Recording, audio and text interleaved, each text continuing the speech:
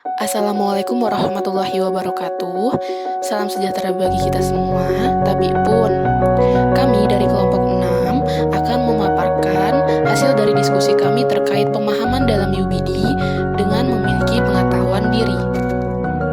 Anggota dari kelompok 6 yang pertama Evi Zahra, yang kedua Cindy Erviana, yang ketiga Suci Maharani, keempat Tiara Fadilah, dan yang kelima Tiara Farasinta. Aspek pengetahuan diri menunjukkan kesadaran metakognitif yang merujuk pada pemahaman peserta didik tentang diri mereka sendiri sebagai pembelajar. Aspek pengetahuan diri membantu peserta didik menjadi pembelajar yang lebih mandiri, mampu mengetahui tentang dirinya sendiri, dan terlibat dalam proses pemahaman mendalam sesuai dengan pemahaman UBD. Contoh yang kami gunakan pada aspek pengetahuan diri ini adalah dalam proses pembelajaran di kelas 4 di SD Negeri 1 Raja Basa. Lalu pada aspek pengetahuan diri, kami menggunakan contoh 5 kesadaran diri, yaitu kesadaran metakognitif, sadar diri, penyesuaian diri, reflektif, dan bijaksana, yaitu antara lain sebagai berikut.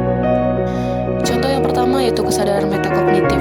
Pada proses pembelajaran di kelas 4, mata pelajaran PPKN tentang membangun jati diri dalam kebinekaan, peserta didik diharapkan dapat menghargai setiap perbedaan di dalam kelas. Lalu, pendidik membagi masing-masing kelompok dan menjelaskan pentingnya menghargai teman dan contoh sikap perilakunya. Melalui kerjasama di masing-masing kelompok dengan bimbingan pendidik, peserta didik dapat menggunakan berbagai informasi dari penjelasan pendidik untuk menerapkan sikap menghargai teman sesuai dengan materi yang telah dijelaskan. Contoh yang kedua yaitu sadar diri.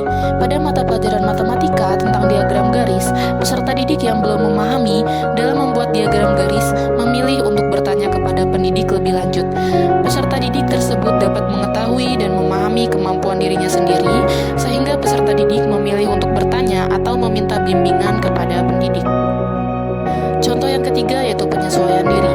Pada pembagian kelompok di mata pelajaran P5 dengan kegiatan belajar menari Dindin Badindin, peserta didik dibagi kelompok menari.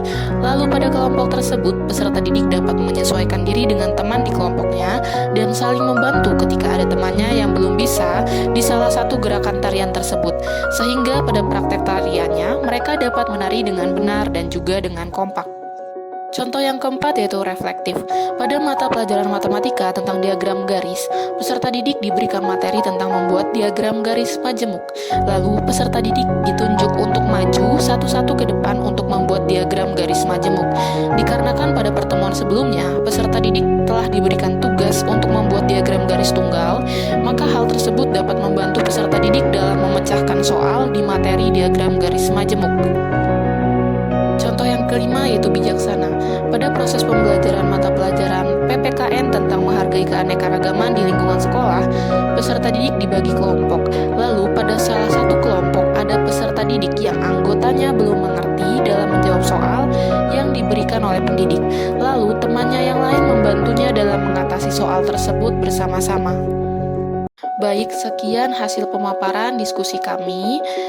Terima kasih. Wassalamualaikum warahmatullahi wabarakatuh.